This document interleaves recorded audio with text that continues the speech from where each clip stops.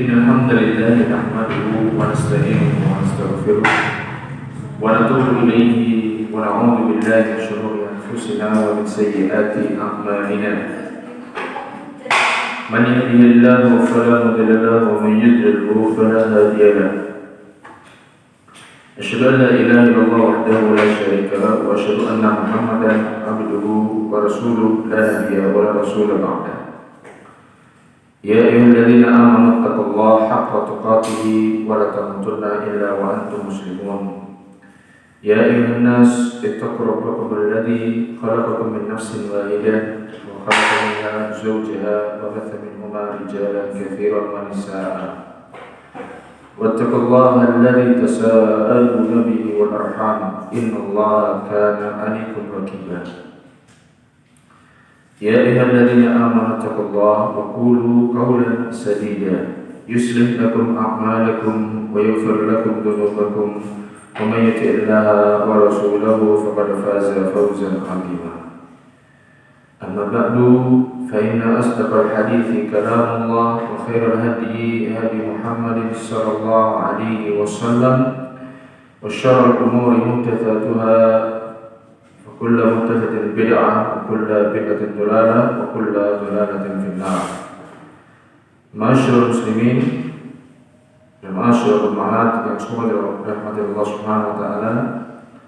Kita bersyukur kepada Allah Subhanahu wa taala atas nikmat yang telah Allah berikan kepada kita, atas hidayah yang Allah berikan kepada kita, juga atas keamanan negeri ini, kemudian juga atas nikmat-nikmat yang lain yang tidak bisa disebutkan satu persatu di dalam majelis ini, karena begitu banyak rahmat Allah Subhanahu wa taala kepada kita, dan hendaknya kita pergunakan nikmat tersebut dalam rangka ketaatan kepada Allah Subhanahu wa taala. Khusus lagi kita berada di bulan Ramadan, bulan yang penuh keberkahan, bulan yang di situ penuh ampunan, maka kita berusaha untuk memanfaatkan nikmat-nikmat ini dalam rangka ketaatan kepada Allah Subhanahu wa taala. Tidak lupa kita bersalawat kepada Nabi Muhammad sallallahu alaihi wasallam, kepada seluruh keluarganya, kepada para sahabatnya, para tabi'in dan tabi'in, kemudian juga kepada orang-orang yang mengikuti sunnah Nabi sallallahu alaihi wasallam. Masyaallah yang semua dari Allah Subhanahu wa taala. Pertemuan bulan lalu membahas kitab apa? Melanjutkan apa kitab yang lain? Yang bulan lalu melanjutkan sampai mana?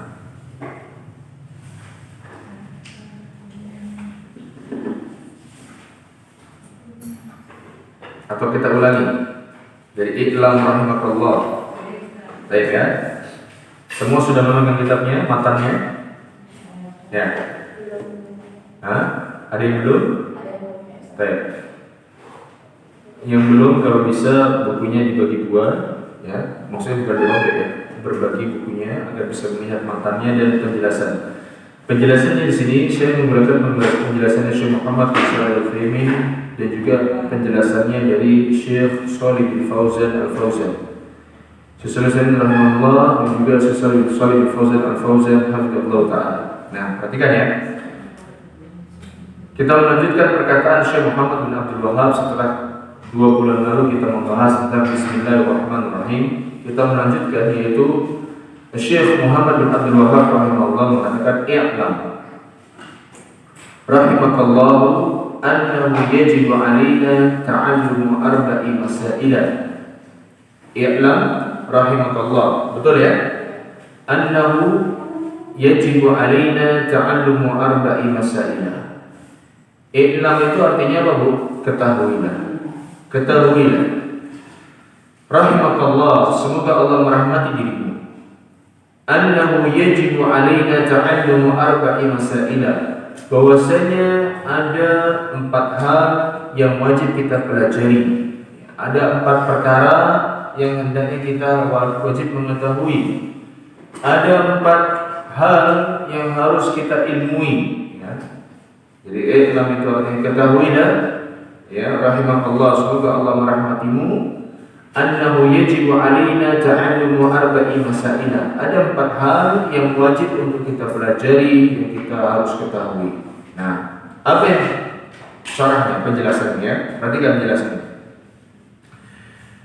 Kata Syekh Shalih bin Utsaimin, Muhammad bin Shalih bin Utsaimin rahimahullah mengatakan, qaulu, perkataan Syekh Muhammad bin Abdul Wahhab yang mengatakan i'lam, ketahuilah. I'lam di sini maksudnya ialah apa? Ilmu. I'lam di sini maksudnya apa? Ilmu. Berilmulah. Ya, berilmulah ini maksudnya.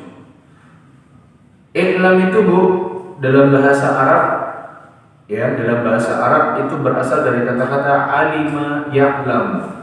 Alima ya'lam, 3 huruf yang sudah belajar bahasa Arab sudah mengerti. Alima ya'lam itu artinya apa? Tahu, mengetahui, paham, dan yang lain-lain. Dan i'lam ini di dalam kitab ini datang dalam bentuk kalimat perintah, ya, dalam kalimat apa? Perintah. Artinya apa? I'lam, ketahuilah, ilmuilah. Ya. Makanya di dalam bahasa kita itu Bu, sering kita ada galau-galau begini. Anaknya si fulan itu sudah pinter-pinter ya. Langsung ada orang yang menyebut ini, maklum, orang tuanya sangat apa? Disiplin. Maklum di sini, maklum, kata-kata maklum, paham ya? Di bahasa kita, maklum itu sebenarnya dalam bahasa Arab itu artinya maklum itu artinya sudah diketahui. Dari kata-kata alima ya'lamu, maklum artinya sudah diketahui. Maklum orang tuanya disiplin dalam belajar. Maklum itu artinya sudah diketahui. Jadi sebetulnya ya, kalau memang kita mau menulis dalam yang betul ya bukan pakai huruf K, tapi pakai huruf apa? MA petik atas ya biasanya ya. Tapi itulah bahasa Indonesia berbeda dengan bahasa. Jadi maklum itu artinya maklum, sudah diketahui. Misalnya ada lagi maaf ya, sekali maaf, anaknya Bu Fulan kok nakal sekali ya, umur segini sudah misu-misu dan perokok, misalnya begitu, misalnya ya. Maka kita katakan sebagai orang, ya maklum lah. Maklum berarti apa? Ya sudah diketahui lah. Lawang kumpulannya sama orang-orang yang demikian.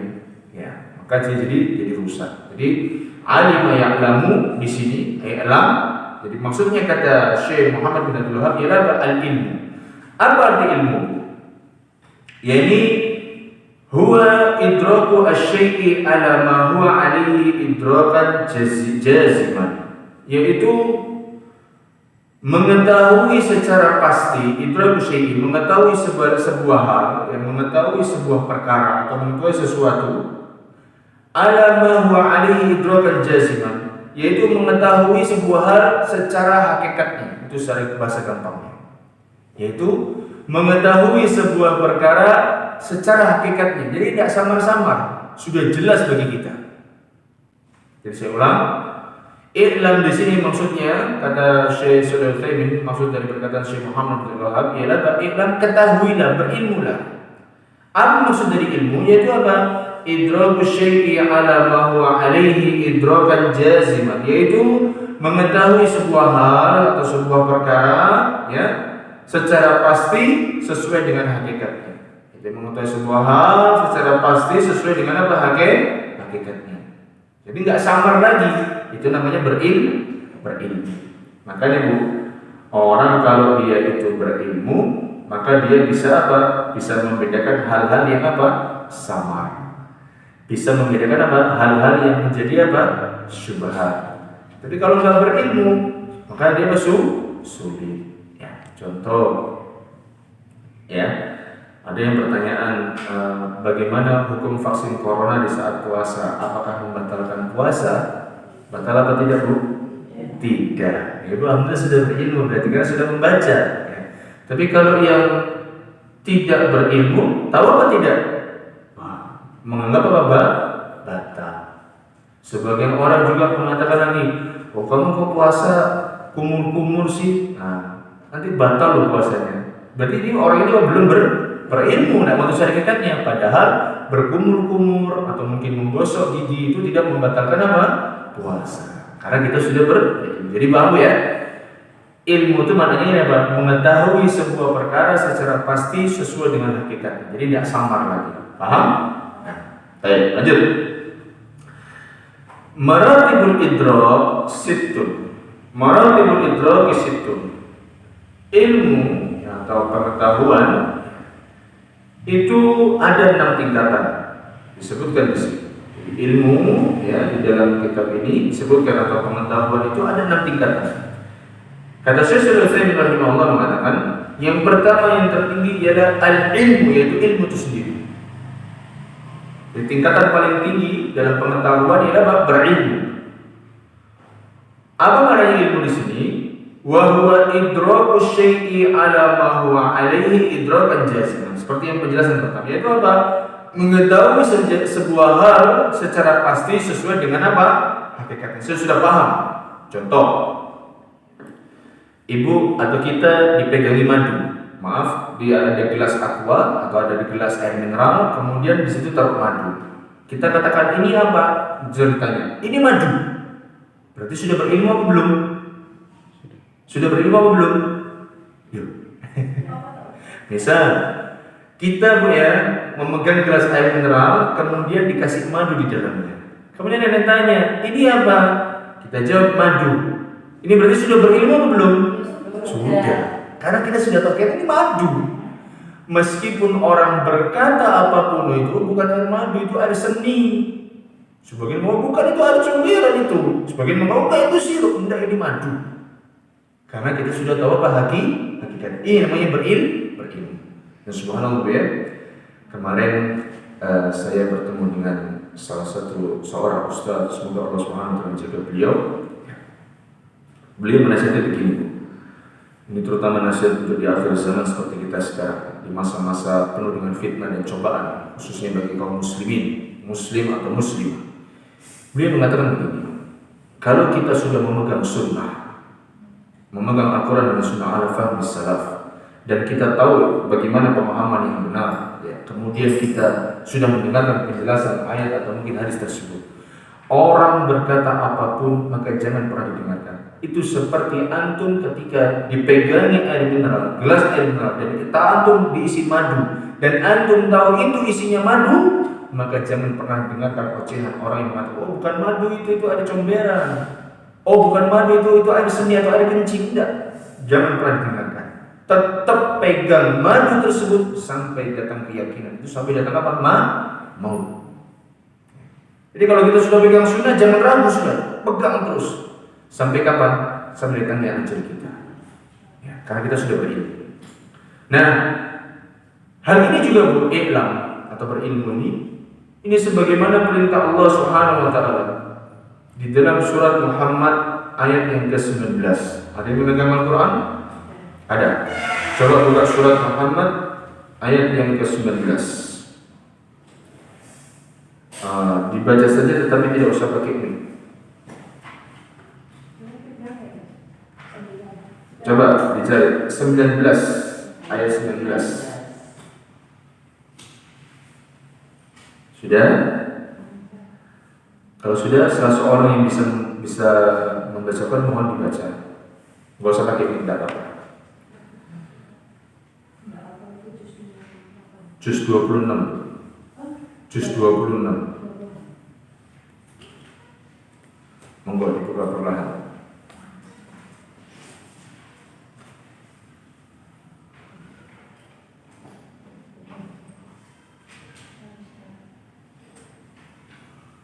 Sampun?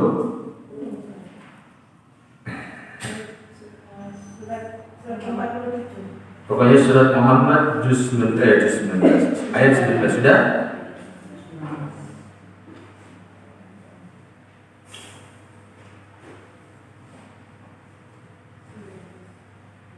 Sudah? Baik, dibaca.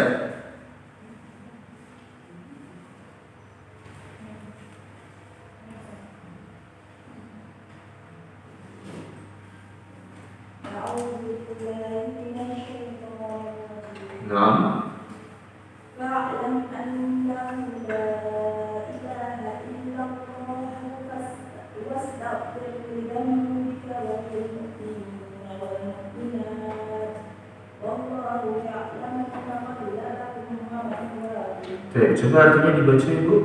Maka ketahuilah bahwasanya tidak ada Tuhan selain Allah, dan mintalah ampun bagi dosamu dan bagi laki-laki mukmin dan perempuan mukmin, dan Allah mengetahui tempat usaha kalian dan tempat tinggal kalian. Lihat ya, i'lam di sini seperti firman Allah SWT dalam surat apa? Muhammad ayat 19. Fa'lam, ketahuilah, berilmulah, annahu la ilaha illallah, bahwasanya tidak ada sesembahan yang berhak disembah kecuali siapa? Kecuali Allah. Wastaghfir li dzambika, dan mohonlah ampun atas dosamu dan dosa orang beriman dan orang laki-laki maupun perempuan.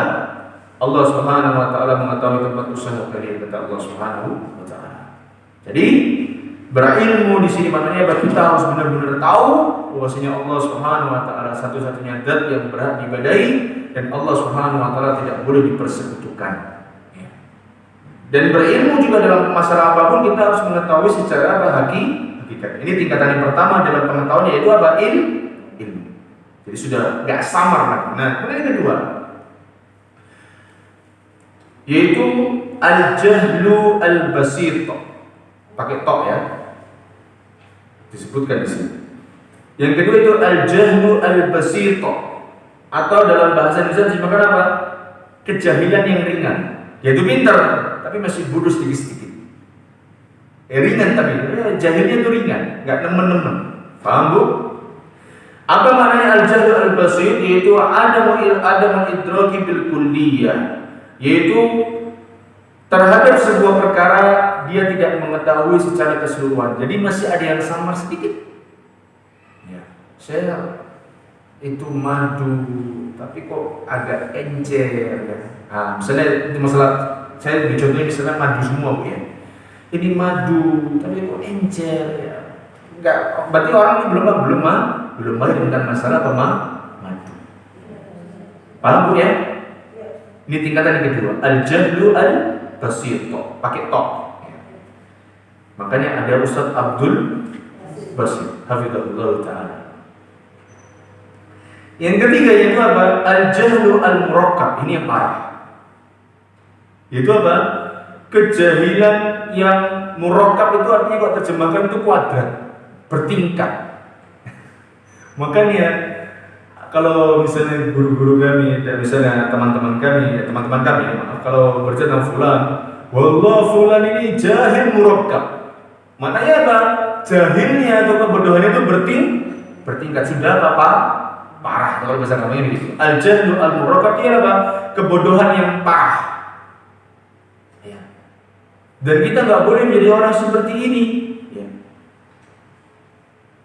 Ada Bu, ya naudzubillah, doktor Islam ya, mengatakan bahwasanya apa? Oh kasihan orang-orang muslim, mereka beramal tetapi apa? Tidak diterima amalannya. Subhanallah. Maknanya apa? Dalam arti begini, mungkin kalau kita mau bawa pembicaraan maksudnya apa? Orang-orang muslim itu kalau orang-orang non muslim kalau mati, orang-orang kafir kalau mati itu kasihan ya. Mereka beramal tapi tidak dibalas. Lalu maknanya begitu. Ini kan jahil murakkab, seorang doktor ya di Universitas Islam tapi berkata demikian. Memang sudah jelas. Apakah orang-orang kafir itu kalau dia mati mereka mendapatkan balasan itu atas kebaikannya? Mendapatkan apa tidak? Tidak, ini keyakinan. Apa kata Allah mengatakan, "Walaqad uhiya ilaika wa ilal ladzina min qablika la in asyrakta la yahbatanna 'amaluka wa la takunanna minal khasirin," kata Allah. Dan sungguh telah kami wahyukan kepada wahai Muhammad dan kepada orang-orang sebelum ini, nabi-nabi sebelum, la in asyrakta, kalau engkau berbuat kesyirikan, apa kata Allah? La yahbatanna 'amaluka. Maka apa? Akan gugur semua apa? Amalan. Maka kita ini jangan menjadi orang-orang apa yang jahil murakkab. Fatal ini. Fatal sekali. Ini masalah apa? Akidah. Wa la takunanna minal khasirin, dan engkau akan jadi apa? Orang yang merugi. Dan ini Allah firmankan dalam surat Az-Zumar ayat 65. Jadi Bu, jangan kita ini menjadi orang yang jahilnya kuadrat. Ada enggak orang sekitar kita jahilnya kuadrat? Di sekitar panjenengan ada? Ada apa enggak? Ya mungkin ada ya. Tapi naudzubillah, kita berlindung dari kejahilan yang seperti ini. Ya, surat Az-Zumar ayat ke-65. 65 ya. Sudah lihat ayatnya. Az-Zumar itu juz 24. Tafadhol. 39. Surat berapa itu saya tidak hafal. Ya 39 ya. Yaitu kata Allah, wa laqad uhiya ilaika wa ilal ladzina min qablika la in asyrakta la yahbatanna 'amaluka wa la takunanna minal khasirin. Ya, ini ya. Ini ketiga itu al-jahlu al-murakkab. Type yang keempat. Yang keempat yaitu al-wahm. Apa? Wahm pakai mim bukan pakai nun. Al-wahmu. Yang disingkat kita bacanya apa? Al-wahm. Apa itu? Idraku syai'i ma'ahtimali diddin rajihin. Ya. Idraku syai'i ma'ahtimali diddin rajihin, yaitu mengetahui terhadap sebuah sesuatu, ya. Mengetahui terhadap sebuah sesuatu dengan adanya kemungkinan yang berlawanan lebih kuat. Saya ulangi, maknanya waham itu apa? Mengetahui sesuatu atau sebuah hal atau sebuah perkara dengan adanya kemungkinan yang berlawanan tapi lebih kuat. Kalau tadi kan yang kedua al-jahlul bas itu ini apa namanya? Ini madu tapi kok agak encer. Ini madu. Nah, kalau al-waham itu begini, ini madu. Orang mengatakan sama-sama ini misalnya saya, ini madu. Ada orang di sini madu. Tapi nggak mungkin. Ini loh bentuknya begini, warnanya begini ya. Ini seperti ini apa? Kemungkinan berlawanan itu lebih kuat. Itu namanya apa? Waham. Jadi misalnya ini madu, kemudian apa? Tapi kok begini, tapi kok begini, tapi kok begini. Nah, ini berlawanannya lebih kuat. Ini namanya apa? Waham. Yang kelima, asyak. Syak ini apa? Ragu. Ragu. Shin. Ini masya Allah ya. Ibu ada yang bertanya pakai shin apa pakai apa? So. Ini betul. Shin. Syak. Syak itu artinya apa? Ragu. Itu seperti di dalam sebuah itu persamaannya itu apa? Yakni roiba. Roiba itu keraguan atau ragu. Ya, syak itu artinya apa? Ragu. Ya. Apa artinya syak itu? Kata dijelaskan oleh Syekh Muhammad SAW, yaitu apa? Idraku syai'i ma'ahtimali masawi. Yaitu apa? Mengetahui sebuah hal atau sebuah perkara, ya mengetahui sebuah perkara dengan adanya kemungkinan lain yang berlawanan. Kalau tadi kan waham juga ada berlawanan, tapi yang berlawanan itu pemahaman berlawanan lebih kuat. Nah kalau syak ini dengan adanya kemungkinan berlawanan yang sama-sama kuat, sama-sama apa kuat. Ini ragu akhirnya. Ya sebenarnya waham, syak, yang kemudian al-jahlul bas itu hampir apa? Hampir sama. Cuma dalam bahasa itu dibedakan. Ya, dalam bahasa itu dibedakan. Ya. Paham sampai sini Bu? Jadi kalau ragu-ragu, syak itu ragu-ragu itu kita bilangnya ini madu, tetapi begini, tapi sama-sama kuat kemungkinan berlawannya. Kalau waham tadi kemungkinan berlawannya itu lebih kuat. Paham? Paham enggak? Ya contohnya kembali ke madu. Kalau tadi kan waham tadi apa? Oh ini madu kalau begini tapinya banyak. Misalnya ini madu, saya bilang ini madu. Tapi kita mau ini tapi kok begini. Nah, ini lebih banyak. Waham itu kemungkinan berlawanan itu lebih kuat. Paham? Kita ini madu tapi kok kemungkinan berlawanan lebih kuat. Nah kalau saya ragu ini madu. Ada tapinya tapi tidak banyak. Sama dengan apa? Dengan keyakinan kita hampir sama. Jadi artinya apa? Ragu. Paham sampai sini?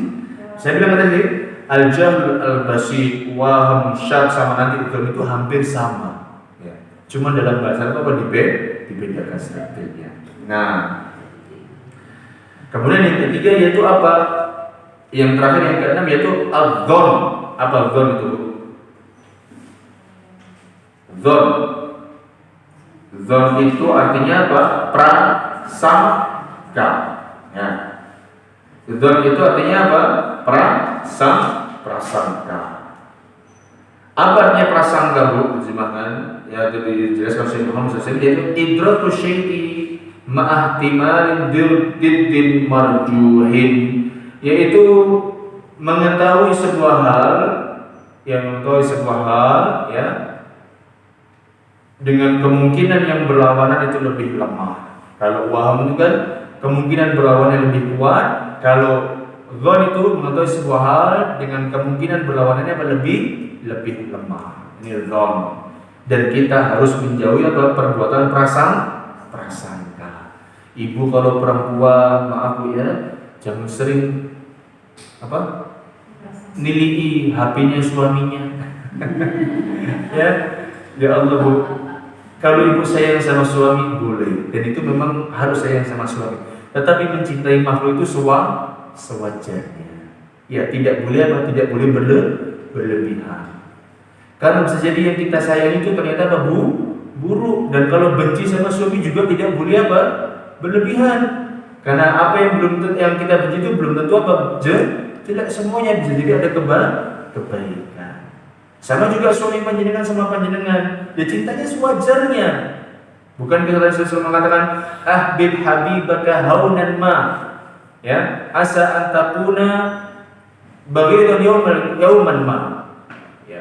Hendaknya kamu mencintai seseorang yang kau cintai itu sewajarnya, atau mencintai habis sewajarnya.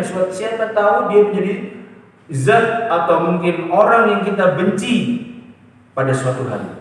Wa abghid baghidaka haunan ma, dan bencilah sesuatu itu sewajarnya. Asa an yakuna habibaka yauman ma. Siapa tahu nanti pada hari yang lain dia menjadi orang yang paling kita cintai, maka sewajarnya. Paham Bu ya? Jadi kalau semuanya dilakukan ikhlas karena Allah Subhanahu wa taala, itu akan berjalan dengan baik. Ya. Coba maaf ya. Kalau misal ibu kita bayangkan, sekali saya tidak mengharapkan musibahnya ada pada kita. Kita tahu bahwa di negeri ini ada musibah, yaitu tenggelamnya kapal selam Nanggala kasar ya. Ya, KRI Nanggala di Laut Bali. Ya. Ini sudah takdirnya Allah Subhanahu wa taala. Coba panjenengan bayangkan, kalau misalnya panjenengan di posisi istri yang betul-betul benci cinta berlebihan, kira-kira bisa apa? Kalau misalnya suaminya mati dalam keadaan demikian, wah bisa pingsan, bisa apa lagi? Bisa bunuh diri mungkin. Kalau berlebihan. Tapi kalau cintanya didasari karena Allah Subhanahu wa taala, dia akan mengatakan, dia bersedih iya, tapi dia akan menerima takdir ini. Bahwa ini memang takdirnya siapa? Allah Subhanahu wa taala. Semua yang berjiwa juga pasti akan mati. Suaminya mati. Anda misalnya di posisi demikian, itu juga kelak akan mati. Anak-anaknya pun juga akan mati. Makanya semua itu didasari karena siapa? Karena Allah Subhanahu wa taala. Maka akan ridho, dan tidak akan menyesal. Tidak akan terlalu berlebihan ketika mungkin dia membuat hal yang menakjubkan, dan tidak mungkin berlebihan dalam membenci. Misalnya dia melakukan sebuah kesalahan. Jadi semuanya itu dilakukan sesuai porsinya. Baik, kita lanjutkan pembahasan lagi ya. Wal ilmu yanqasimu ila qismaini, daruriyun wa nadoriyun. Ilmu, kata beliau Syekh Muhammad bin Shalih Al-Utsaimin, ini masih syarahnya ya, Masya Allah panjang sekali ya. Ilmu itu terbagi menjadi dua hal. Ilmu itu terbagi menjadi dua hal. Yang pertama itu doruri. Doruri itu ya sudah pasti. Jadi kita mengetahui sebuah itu sudah pasti, nggak perlu penelitian ulang. Ada yang berani mengatakan, oh saya kalau tangan saya di atas api yang menyala, tangan saya tidak terbakar. Ini hal yang konyol. Kenapa? Karena kita tahu api itu panasin doruri pasti. Ini maksudnya doruri. Jadi tidak perlu penelitian. Ilmu itu terbagi menjadi dua. Yang pertama doruri. Ini ilmu yang pasti. 1 tambah 1 perlu kita pikir? Bu, 1 tambah 1 perlu kita berpikir ulang? Enggak. Perlu penelitian? Ada yang penelitian satu diteliti dulu Ustaz. Belum tentu 2, bisa jadi 3 Ustaz. Nah ya betul, suami sama istri keluar apa? Anak, maka 3. Ya. Tapi dalam matematika 1 pasti apa? 2. Ya. Kemudian es batu, panas apa dingin Ustaz? Panas apa dingin Bu? Dingin, sudah pasti. Ya. Sudah pasti. Orang berkeringat itu karena apa? Kepanasan. Ya. Ini sudah pasti, tidak perlu penelitian. Ya. Maka dari itu ilmu yang pertama ialah ilmu daruri. Ya. Dan ini harus apa kita pelajari, wajib. Ya, nggak butuh penelitian. Contoh kita belajar yang membaca Al-Quran ini darurat, ini sudah harus belajar, kita harus paham. Sungguh menyedihkan orang-orang umur 50, 60 dia belum bisa baca Al-Quran. Dan lebih menyedihkan lagi dia tidak mau belajar apa? Al-Quran. Ya, baik. Yang kedua yaitu apa? Nadhari. Ya, yang kedua apa? Nadhari. Nadhari itu artinya apa? Ilmu yang diketahui dengan apa? Dengan penelitian.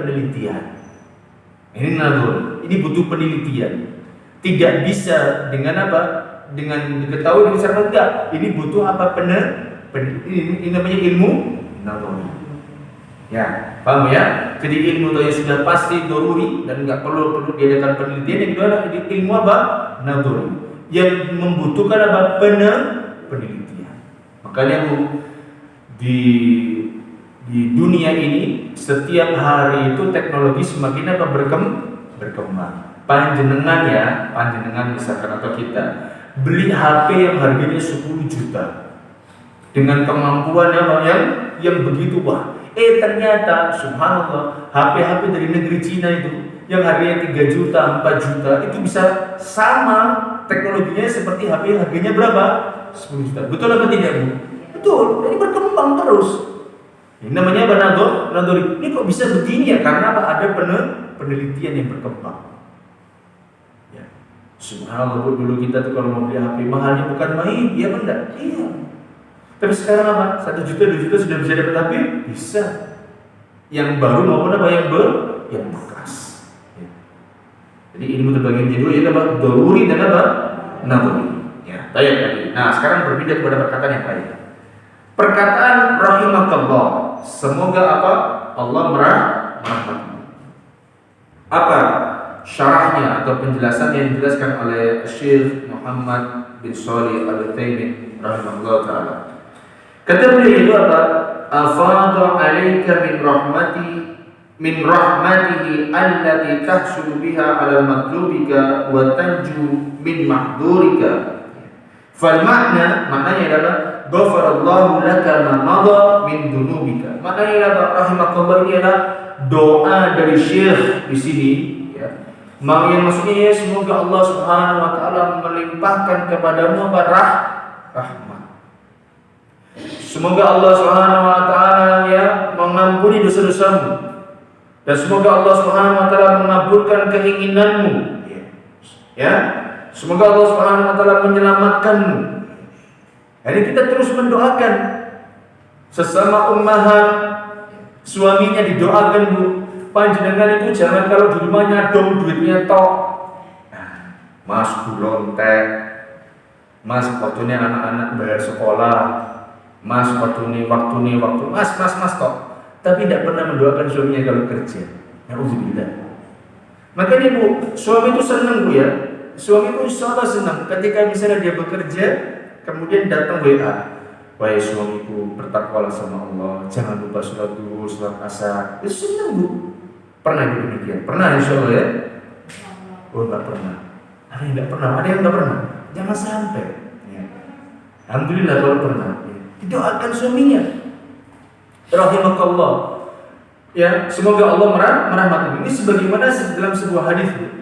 Nabi sallallahu alaihi wasallam mendoakan suami istri yang dia bangun malam. Kata Nabi sallallahu mengatakan, rahimallahu rajulan. Semoga Allah Subhanahu wa taala merahmati seorang laki-laki.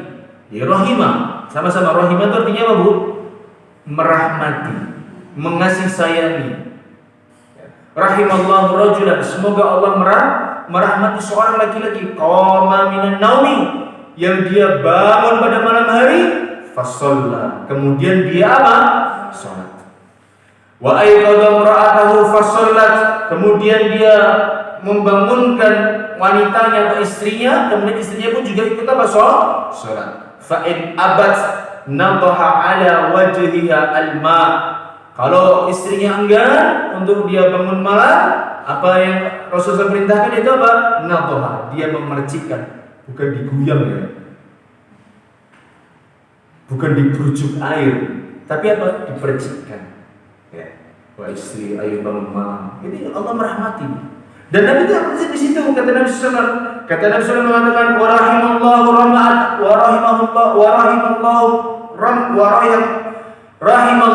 ra'atan. Semoga Allah Subhanahu wa taala merahmati seorang wanita. Jadi yang dirahmati bukan hanya laki-laki, tapi apa? Perempuan juga. Qamat minan naumi fasallat. Dia bangun di malam hari kemudian apa? Salat. Sudah selayaknya kaum muslimin itu menyisihkan sebagian malamnya untuk berkhalwat dengan siapa? Dengan Allah Subhanahu wa taala. Untuk berdua-duaan dengan siapa? Allah. Memohon ampun, meminta hajat kita itu mintanya sama siapa? Sama Allah. Ini harus. Ya. Kemudian kata Rasulullah mengatakan apa? Wa aiqadat zawjaha, dan dia juga membangunkan apa? Suami. Jadi Bu, misalkan suaminya pulang malam ya, dan panjenengan sudah tidur. Kemudian panjenengan tidak tahu kalau tiba-tiba suaminya sudah pulang dan dia pun sudah mandi dan juga sudah tidur. Coba dibangunkan, Mas, bangun malam Mas, ayo sholat malam. Misalnya suami udah bilang, tadi selepas mandi tadi malam, abang sudah sholat, sudah witir. Boleh nggak seperti ini? Masya Allah, indah. Diingatkan suaminya agar dia bangun bangun. Kalau di sholat sudah. Yang penting subuhnya jangan terlewat. Ini indah, ini loh sakinah mawaddah warahmah. Sakinah mawaddah warahmah kok nge-mall terus. Sakinah mawaddah warahmah kok wisata terus. Sakinah mawaddah warahmah kok apa? Kok jalan-jalan terus. Ini sakinah mawaddah warahmah ini. Sakinah mawaddah warahmah itu ketika pernikahan atau ketika keluarga itu dibangun di atas apa? Di atas Al-Quran dan Sunnah. Sebagaimana Nabi SAW juga membangun keluarganya di atas Al-Quran dan Sunnah. Nabi bangunkan istrinya. Jadi seperti ini. Ya. Kemudian Nabi mengatakan apa? Fa'in aba, kalau seandainya suaminya enggan untuk bangun malam, nadahat fi wajhihi al-ma'a, maka wanita tadi memercikkan ya di wajah suaminya air. Ini Bu, saling apa? Membangunkan, mengingatkan di dalam apa? Ketakwaan. Ini penting. Jangan apa? Jangan cuek. Dan panjenengan kalau dinasihati suami yang nurut, selama nasihatnya tidak menyelisih Al-Quran dan Sunnah. Kalau menasihati suami Bu, nah ini Bu ya, nasihat saya dan panjenengan. Kalau menasihati suami itu ya, yang namanya pemimpin, biasanya pemimpin itu apa ya? Dalam bahasa gampangnya begini. Biasanya pemimpin itu kalau dinasihati agak apa? Ya, agak bagaimana? Susah untuk apa? Menerima. Karena dia berada di mana? Di atas. Maka kalau menasihati suami dengan cara yang baik, dengan cara yang lemah lembut, ya, dengan hikmah, ya, sebelum menasihati itu apa? Meminta sama Allah agar nasihatnya bisa diterima. Jadi begitu ya. Jadi sesama suami istri ya, saling mendoakan, ya, jangan saling cuek, ya, jangan saling alhamdulillah saling menjatuhkan, ya habis manis pah dibuang, ya. Apalagi kalau misalnya dulu sudah pacaran, ada pasangan 8 tahun pacaran, tapi ketika menikah sudah tinggal apa? Ampasnya, ya alhamdulillah. Ya panjenengan kalau nasihati anak juga begitu, jangan pacaran, ya. Agar apa? Agar nanti ketika sudah menikah masih banyak manisnya. Ya, masih banyak apa manisnya. Nah, baik. Kemudian kata Syekh Muhammad selesai di sini, makna rahimakallah ya apa? Wa waffaqaka wa asamuka fi ma yastaqbalu minha. Yaitu semoga Allah Subhanahu wa taala memberimu taufik, menjamin dirimu, menjaga dirimu terhadap sesuatu pada masa mendatang. Ini mana rahimakallah. Semoga Allah merahmatimu, maknanya luas. Semoga Allah mengampuni dosamu. Semoga Allah menjaga dirimu. Semoga Allah Subhanahu wa taala memberikan dirimu taufik, petunjuk. Karena pada kita manusia itu senantiasa membutuhkan apa? Petunjuk Allah Subhanahu wa taala dalam kehidupannya. Tidak bisa dia hidup tanpa petunjuk. Kemudian ada lagi apa? Hada idza ufridat rahmah, amma idza qurinat bil maghfirah fal maghfiratu lima madha min adh-dhunub. Ini makna rahmat ketika dia sendirian, rahmatullah. Akan tetapi apabila disandingkan dengan al-maghfirah, ampunan, maka maknanya apa? Maknanya ialah semoga Allah Subhanahu wa taala mengampuni dosa-dosamu yang telah lalu. Ya. Ini makna dari apa? Dari rahmat. Di rahmat ini intinya apa? Mendoakan. Sesama umat saling mendoakan kan? Harus ya. Contoh Ibu Fulana butuh sesuatu. Assalamualaikum Ibu Fulana, semoga Allah Subhanahu wa taala merahmati panjenengan dan sekeluarga. Ini mendoakan tidak? Mendoakan. Dan mendoakan itu jangan hanya di tulisan tok ya, betul-betul dalam hati minta sama apa Allah. Sekarang itu Bu ya. Sekarang Bu ya. Karena di WA itu sekarang ada stiker-stiker, tahu ya?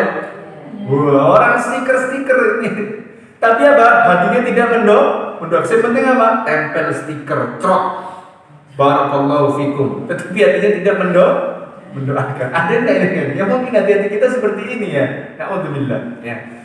Misalnya kita melihat ada kawan meninggal. Misalkan ada kawan yang meninggal. Kemudian kita nempel stiker innalillahi wa inna ilaihi raji'un. Ini kan kalimat istirja. Ya. Tetapi sekedar nempel tetapi apa? Tidak mendoakan betul-betul. Ini jangan. Ya. Kata Nabi SAW mengatakan, sesungguhnya Allah Subhanahu wa taala tidak akan mengabulkan doa dari hati apa? Min qalbin ghafilin lahin. Allah Subhanahu wa taala tidak akan mengabulkan doa dari hati yang lalai lagi lupa. Min qalbin ghafilin lahin. Allah Subhanahu wa taala tidak mengabulkan doa dari hati yang lalai. Makanya kalau kita mendoakan orang lain atau mendoakan diri kita sendiri, maka kita jangan apa lalai hati. Terus benar-benar mendoakan. Jangan sekedar nempel stiker tok. Ya.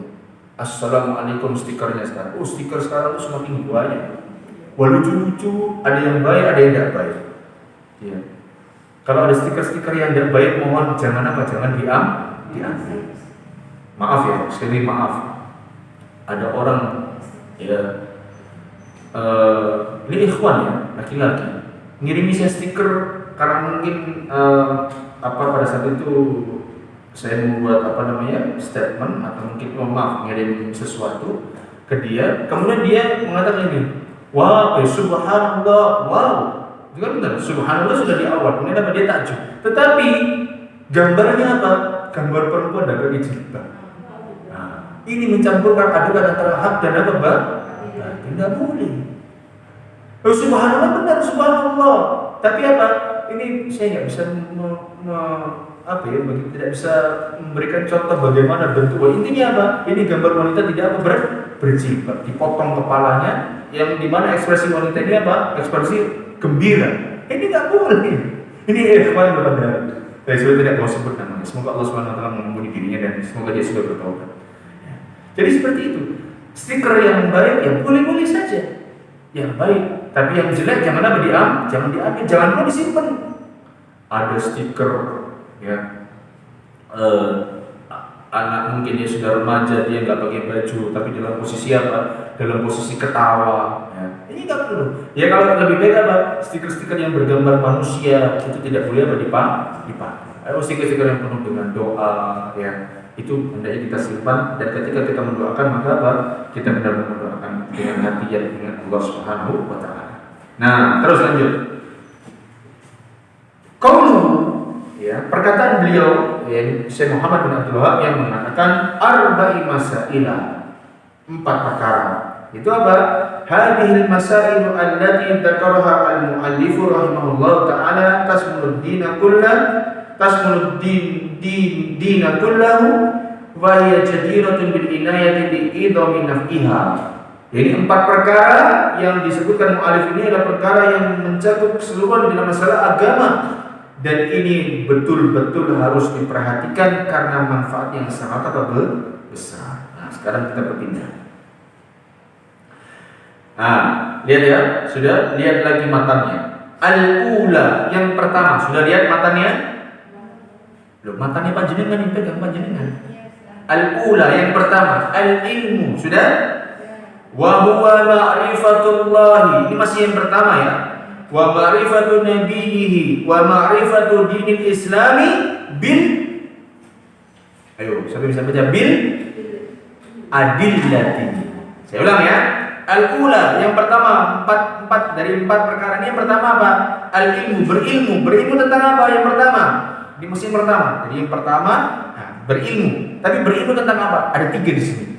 Yaitu ma'rifatullah, mengenal siapa? Mengenal Allah Subhanahu wa ta'ala. Yang kedua, wa ma'rifatu nabiyhi sallallahu alaihi wasallam, itu mengenal siapa? Nabinya. Ini siapa? Nabi Muhammad sallallahu alaihi wasallam. Dan yang ketiga yaitu apa? Wa ma'rifatu dinil Islam, dan mengenal agama Islam bil adillah. Dengan apa? Adillah di situ apa terjemahannya? Bil adillah. Ada terjemahannya enggak Ibu? Dengan dalil-dalil. Adillah ini dalam bahasa Arab itu jamak dari apa? Dalil. Dalilun jamaknya apa? Adillatun. Dalilun itu jamaknya apa? Adillatun. Baik. Sekarang yang pertama, perhatikan ya. Qauluhu, perkataan Syekh Muhammad bin Abdul Wahab, ini kata Syekh Shalih Al-Utsaimin. Ma'rifatullah, mengenal siapa? Mengenal Allah Subhanahu wa ta'ala. Apa maknanya? Yaitu ma'rifatullah azza wa jalla bil qalbi, ma'rifatuhu tastalzimu qubula ma syara'ahu Allah wal idghanu wal inqiyadu lahu. Yaitu mengenal Allah Subhanahu wa ta'ala dengan hati. Mengenal Allah Subhanahu wa ta'ala dengan apa? Dengan hati yang mengakibatkan atau akhirnya ada konsekuensi, yaitu apa? Menerima qabula ma syara'ahu, menerima setiap apa yang disyariatkan.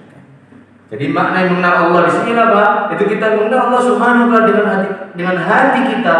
Ya, bagaimana Allah Subhanahu wa ta'ala, Allah berada di mana, ya, Allah itu jumlahnya berapa, misalnya begitu. Mengenal. Sehingga apa konsekuensinya? Yaitu tastalzimu qabula syara'ahu, yaitu kita berkonsekuensi menerima seluruh apa? Syariat. Tidak boleh kita tidak boleh memilih-milih apa syariat. Oh, ini syariatnya enak, menguntungkan apa? Menguntungkan bagi apa? Bagi perusahaan kita. Ini menguntungkan bagi apa? Menguntungkan bagi keluarga kita. Oh, ini syariat ini tidak enak, ya. Ini enggak boleh. Kalau sudah Allah Subhanahu wa ta'ala takdirkan, Allah Subhanahu wa ta'ala bebankan sama kita, maka kita harus apa? Terima. Wal idghal wal inqiyadu lahu. Dan juga apa? Dan kita tunduk sama Allah Subhanahu wa ta'ala, ya, menentukan putusan itu dengan apa? Dengan syariat siapa? Syariatnya Allah Subhanahu wa ta'ala. Wa tahkimu syariatihi allati ja'a biha Rasuluhu Muhammad sallallahu alaihi wasallam. Ketika kita memutuskan sebuah syariat, maka kita berada di bawah panduan Allah dan Rasulnya Muhammad sallallahu alaihi wasallam. Jangan pakai syariat yang lain. Islam itu ya'lu wa la yu'lan. Islam itu senantiasa tinggi dan tidak ada yang bisa mengalahkan ketinggian agama apa, Bu? Islam. Tidak ada. Dan panjenengan harus bangga dengan apa? Dengan keislaman panjenengan semua. Meskipun dicibir, ya, meskipun dicaci maki, meskipun difitnah. Siapa yang sudah pernah merasakan difitnah? Sudah ada yang pernah? Banyak insya Allah. Apalagi maaf yang memakai cadar, ya, waduh, kasihan saya melihat, ya, wanita-wanita bercadar itu sekarang semakin apa? Terasing. Kalau misalnya habis ada bom, panjenengan misalnya ada butuh masuk mall, diperiksa ketat enggak? Wah, diperiksa ketat bukan main. Ya. Padahal itu syariatnya siapa? Allah dan Rasulnya Muhammad SAW. Ya kebetulan yang ngebom itu ya istrinya apa pakai cadar. Padahal terkadang ini pengakuan dari teroris juga yang sudah bebas. Padahal ada beberapa teroris ketika dia ngebom itu dia apa? Ketika dia ngebom dia tidak pakai apa? Jenggot. Ya. Tetapi ketika sudah tertangkap, ini nggak mati ya, bukan bunuh dia. Misalnya dia melaksanakan anti bom. Tetapi ketika dia tertangkap dia pakai apa? Jenggot. Akhirnya orang punya jenggot apa? Jadi tertuduh terfitnah. Ya Allah Ta'ala apakah itu memang benar mereka ataukah mereka mungkin dipesan sama orang lain, pokoknya kalau habis ngebom kamu tumbuhkan jenggotnya cepat ya pakai Firdaus misalnya. Nah, saya tidak tahu. Allah Ta'ala a'lam ya. Nah,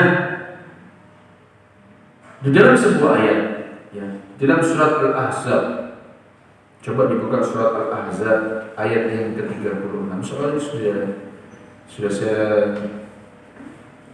pernah sampaikan ayatnya 2 bulan lalu. Sudah surat Al-Ahzab ayat 36. Sudah dibuka Bu? Juz 22. Surat Al-Ahzab ayat ke-36. Sudah dibuka? 36. Al-Ahzab ayat 36. Al-Ahzab itu juz 22. Sudah? Sudah. Kata Allah SWT berfirman, coba dibaca.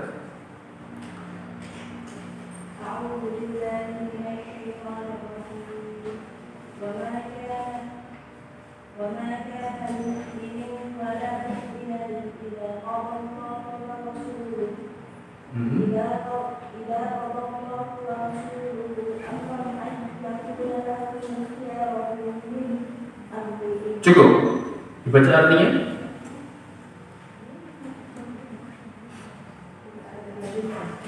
Enggak ada artinya. Yang ada artinya mohon dibaca.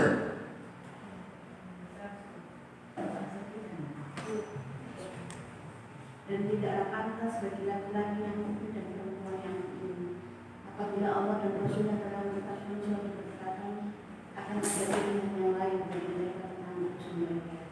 Dan barang siapa mengikuti Allah dan barang siapa mendurhakai Allah dan Rasulnya, maka sungguh dia telah tersesat dengan kesesatannya. Baik, barakallahu fiik. Semoga Allah memberkati. Nah, lihat, wa ma kana lil mu'minin wa lil mu'minatin idza qadallahu wa rasuluhu amran an yakuna lahumul khiyara fi min amrihi. Kata Allah mengatakan tidak pantas bagi orang-orang mukmin dan mukminah, jadi orang-orang beriman dari golongan laki-laki maupun apa perempuan. Apabila Allah Subhanahu wa taala dan Rasulnya sudah memutuskan sebuah perkara, dia masih punya apa? Pilihan di dalam perkara, enggak punya. Ini sudah Allah dan Rasulnya tentukan, maka demikian harus diterima dan dijalankan. Allah bebankan atau Allah syariatkan kepada wanita untuk memakai jilbab ketika sudah balik, maka terima syariat itu. Allah bebankan kepada laki-laki untuk apa? Harus berkhitan. Allah syariatkan kepada kaum laki-laki untuk apa? Berkhitan, maka kita harus apa? Berkhitan untuk kaum laki-laki atau kaum perempuan sebagian ulama mungkin masih berselisih pendapat. Ya, Bu, ketika ketika anak saya mau saya khitan ya, Abdurrahman ya, yang pertama, pada saat itu masih mungkin umur 10 tahun 10 tahun mungkin 8 atau 7 bulan saya lupa. Ketika saya mau khitan, waduh, ayah dan ibu saya itu, ketika pertama kali saya dengan menghitan itu ketika masih bayi, itu saya sudah ingin apa menghitan. Tapi orang tua saya melarang, jangan masih kecil.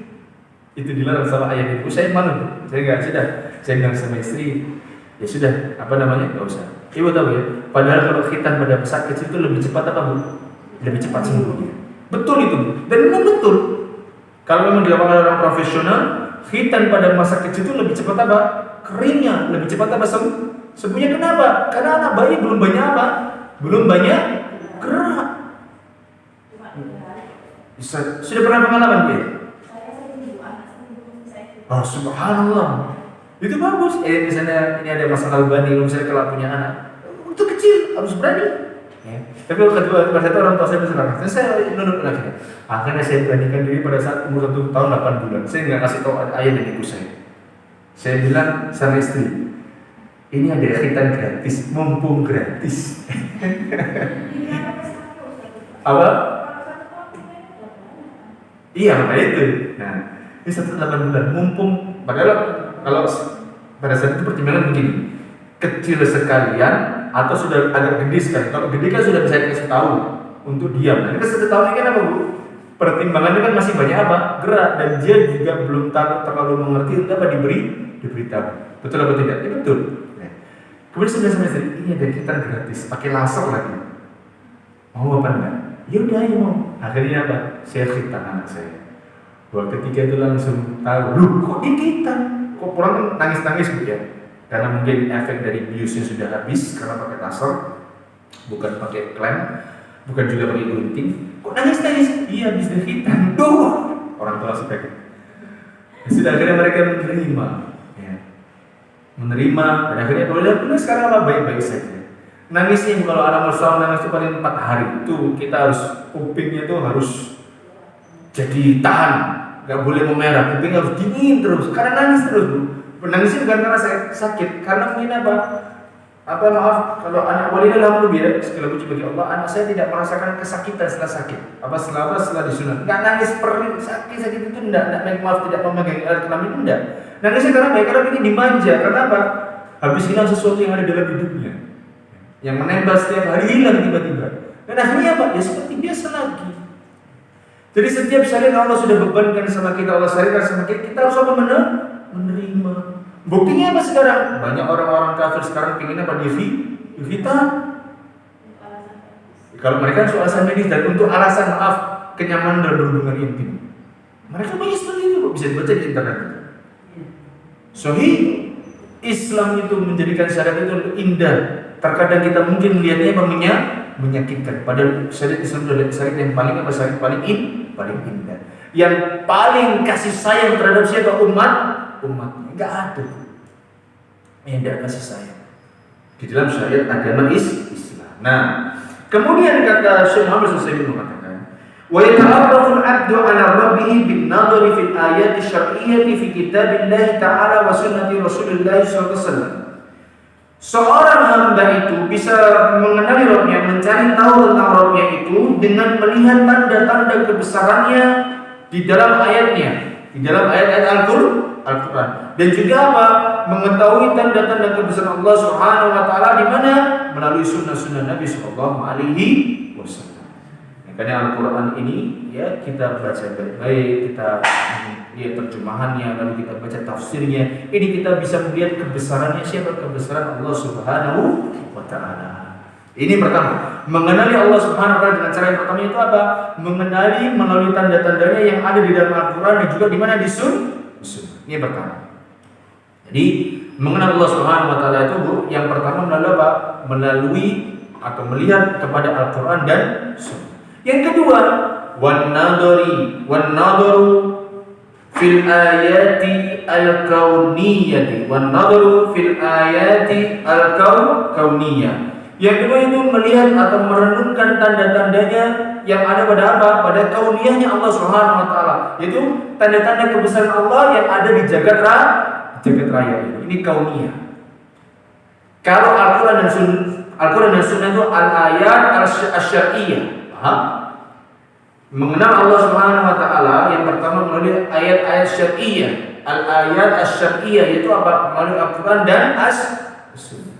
Yang kedua, mengenal Allah Subhanahu wa taala melalui apa? Melalui al-ayat al-kauniyah, tanda-tanda kebesaran Allah yang ada di mana? Di jagat raya ini. Ada enggak, Bu? Ada enggak? Ya banyak, sudah terlalu banyak. Kok bingung tentang jawabnya? Ya banyak sekali. Di dalam sebuah ayat, di dalam surat Ad-Dhariyah, panjenengan buka surat Ad-Dhariyah. Sudah ayat yang ke-20. Ini sudah. Coba dibaca ayat 20 dan juga 21.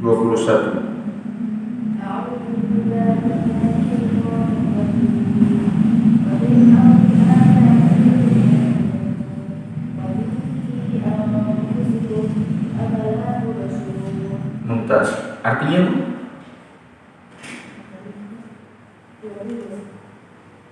Iya, artinya 20 dan 21. Monggo.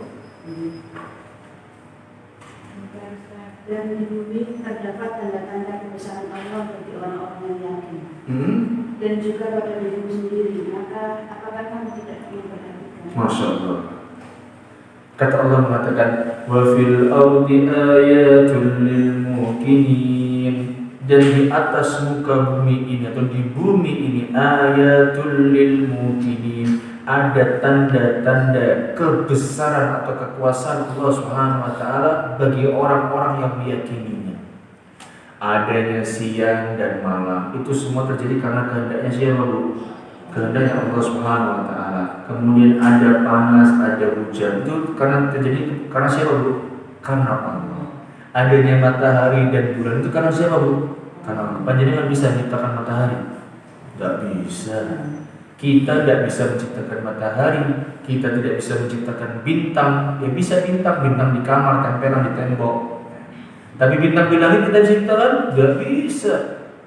Bisa dibayangkan matahari, betapa besarnya matahari Allah ciptakan. Itu makhluknya yang Allah ciptakan. Bagaimana dengan Khaliqnya, yang Al-Khaliq Allah Subhanahu wa taala, maka bagaimana besarnya? Makanya kalau kita dengar azan Allahu Akbar, Allah Maha Besar, Allah itu paling besar di atas makhluk-makhluknya. Harus kita yakini. Ini tanda kebesaran siapa? Kebesaran Allah. Lihat Bu, ya. Ada sebuah video di YouTube ada tanah yang kering atau danau atau mungkin tambak yang sudah kering, di bawahnya masih ada apa? Ikan. Saya sudah pernah lihat videonya. Ya. Jadi kan itu masih hidup di bawahnya. Makanya saya sampai sekarang berheran, selalu terjawab ya baru beberapa tahun ini. Ini kalau tambak kering, ikannya kemana? Ternyata ikannya masih ada di bawahnya. Yang kering memang atasnya, bawahnya masih lembab, masih gembur. Makanya kalau bisa lihat di YouTube saya akan cari tambak kering tapi masih ada ikan. Insyaallah ada video ini, jangan bisa lihat kebesaran Allah Subhanahu wa taala, ikan yang masih ada hidup di bawahnya. Ini tanda bagi orang-orang yang meyakini adanya siapa? Adanya Allah Subhanahu wa taala. Kemudian Allah mengatakan wa fi anfusikum afala tubsirun, dan di dalam diri kalian pun itu juga ada tanda kebesaran siapa? Kebesaran Allah. Afala tubsirun, maka apakah kalian tidak mau memperhatikan, tidak bisa melihatnya? Contoh, ada berapa sendi Bu di tubuh kita? Ya banyak ya. Banyak ratusan sendi ya, di jari, di siku, di tangan, ada sendi putar, sendi engser, sendi apa lagi ya? Yang dulu anak IPA, ada anak IPA nggak di sini? Wah IPS semua berarti ini. Ya sendi putar, sendi engser, sendi apa lagi? Hah? Sendi peluru, subhanallah ya, macam-macam. Ini baru sendinya nih. Kemudian belum urat-uratnya di dalam apa? Di dalam tubuh. Belum lagi jaringan yang ada di dalam apa tubuh. Panjenengan bisa hitung jumlah rambutnya panjenengan sendiri. Tidak ada bisa hitung. Bagaimana ya rambut ini tumbuh? Subhanallah. Itu tanda kebesaran siapa? Kebesaran Allah Subhanahu wa taala. Ya. Makanya apakah kita tidak bisa melihat kebesaran Allah? Bisa seharusnya. Cuman kita yang mungkin sudah terlalu banyak maksiat sehingga apa? Sehingga kita tidak bisa melihat tanda kebesaran Allah Subhanahu wa taala. Coba panjenengan buka surat Fussilat ayat yang ke-37. Sudah? Fussilat yang terakhir ya. Coba dibaca ayat 37.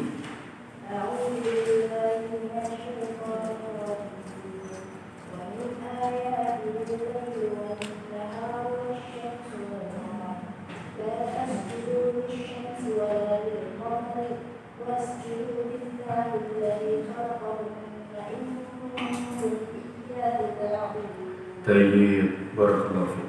Yang pertama kata Allah mengatakan wa min ayatihi, dan di antara tanda-tanda kebesaran Allah Subhanahu wa taala al-lail wan nahar, siang dan malam. Siang ada matahari, malam ada apa? Bintang dan bulan. Ya. Indah kalau malam itu ada bintang dan bulan. Subhanallah. Kemudian kata Allah wasyamsu wal qamar, dan di antara kebesaran Allah Subhanahu wa taala juga ada apa? Ada matahari dan juga ada apa? Bulan. La tasjudu lisyamsi wala lil qamari, janganlah kalian sujud atau beribadah kepada apa? Kepada matahari maupun kepada apa? Bulan. Wasjudu lillahi alladzi khalaqahunna, dan bersujudlah atau dan beribadahlah kalian kepada siapa? Kepada yang menciptakan itu semua. Itu kepada siapa? Kepada Allah. Makanya kita ini jangan, kalau ada rezekinya Allah tetapi dari manusia, kita jangan terlalu berlebihan memuji manusia. Biasa saja, ya ucapkan rasa syukur yang pertama kepada Allah Subhanahu wa taala, berterima kasih yang sewajarnya kepada siapa? Kepada mereka. Jangan sampai mengatakan, "Oh, kalau saya di PHK dari sini saya hidup di mana?" Seakan-akan bumi Allah itu apa? Sempit. Ya, terutama orang-orang yang masih berjuang untuk keluar dari pekerjaan yang haram. Ini berat. Ya. Bumi Allah itu perlu luas. Perhatikan. Saya tidak tahu sudah mengeluarkan video terjemahan atau belum. Sehingga saya sudah. Syekh Abdul Razzaq bin Abdul Muhsin Al-Badr Hafizahullah Ta'ala, ketika beliau menjelaskan doa Nabi SAW begini, Allahumma barik li ummati fi bukuriha. Pernah dengar doa ini? Belum pernah? Pernah ya? Apa artinya? Pada artinya begini, Allahumma barik li ummati fi bukuriha. Allah, berkahilah umatku itu pada waktu pagi harinya. Nah, ini maksudnya ya. Lihat ya. Ini untuk motivasi kita semua agar semangat di pagi hari. Salah seorang perawi hadis ini yang bernama Sakhr Al-Ghamidi rahimahullah taala, kata Syekh Rasul, ini kana tajiran ghaniyan. Ini seorang pedagang yang kaya. Jiddan, dia mengatakan jiddan kaya. Pedagang yang kaya raya. Wa huwa la yursilu tijaratahu illa fil bukra. Dan dia tidak melepas dagangannya, atau dalam arti tidak membuka perdagangannya kecuali di waktu apa? Pagi hari. Jadi setelah subuh berzikir dengan Allah Subhanahu wa taala, kemudian dia apa? Dia buka dagangannya. Ini salah satu rahasia di mana agar perdagangan dia bakal laris atau berkah. Karena waktu pagi itu jangan sampai setelah sholat subuh ambil bantal kemudian apa? Tekung. Ya, jangan. Apalagi habis puasa, masa puasa begini, habis sholat langsung apa? Tidur. Lebih parah lagi, habis sahur langsung apa? Tidur. Ini parah ini. Ya, makanya jangan seperti ini. Ya. Kalau kita ingin perdagangan kita diberkahi atau apapun usaha kita diberkahi Allah Subhanahu wa taala, maka berusaha untuk maksimalkan di waktu apa?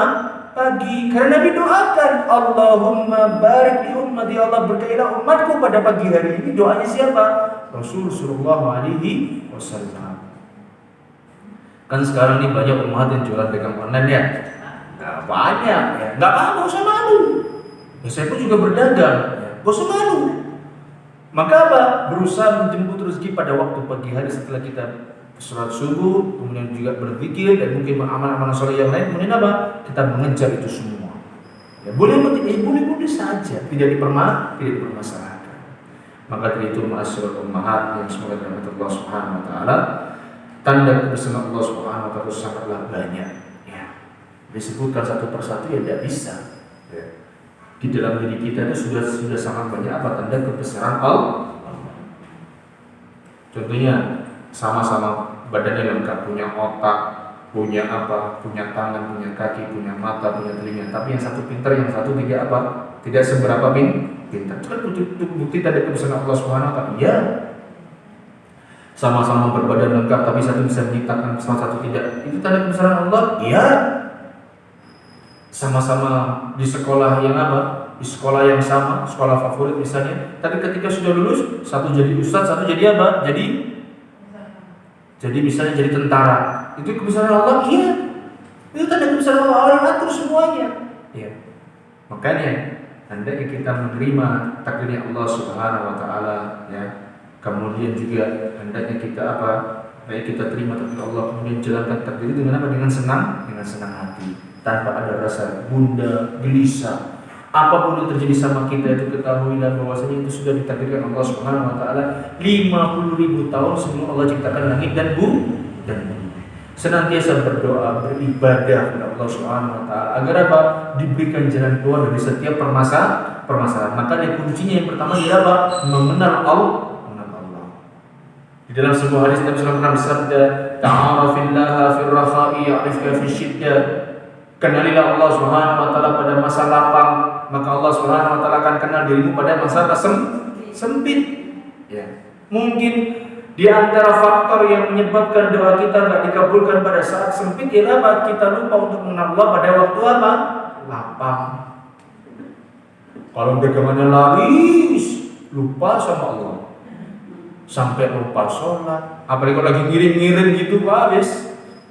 Ini kalau telat sedikit Ustaz, aduh udah bisa ini, lewat semuanya. Ya. Terkadang kita memburu yang sedikit, ya, daripada memburu apa ridhonya Allah. Buru yang lebih besar, yaitu apa? Ridhonya dan kasih sayang Allah Subhanahu wa taala. Cintanya Allah Subhanahu wa taala. Kalau kita sudah dicintai Allah Subhanahu wa taala, insyaallah apapun akan Dia berikan. Jangan karena kita memburu yang sedikit lalu kita melalaikan ibadah kita kepada siapa? Allah Subhanahu wa taala. Baik, ya. Ini disampaikan pada pagi hari ini. Kita berhenti pada poin ma'rifatullah. Bulan depan ada kajian, Bu? Bulan depan ada kajian enggak? Coba dilihat tanggalnya dulu. Itu enggak mepet Idul Fitri Idul Adha enggak ya? Sudah jauh ya? Idul Adha. Dan apa Idul Fitri sudah jauh ya? Baik. Insyaallah kalau saya diingatkan sama yang buat flyer, kalau mengirim flyer ke saya diingatkan Ustaz besok atau pekan atau bulan depan atau besok misalnya itu sudah masuk ma'rifatu Nabi, jadi ma'rifat mana Nabi Muhammad sallallahu alaihi wasallam. Itu yang bisa saya sampaikan pada bagian ini. Bertanya?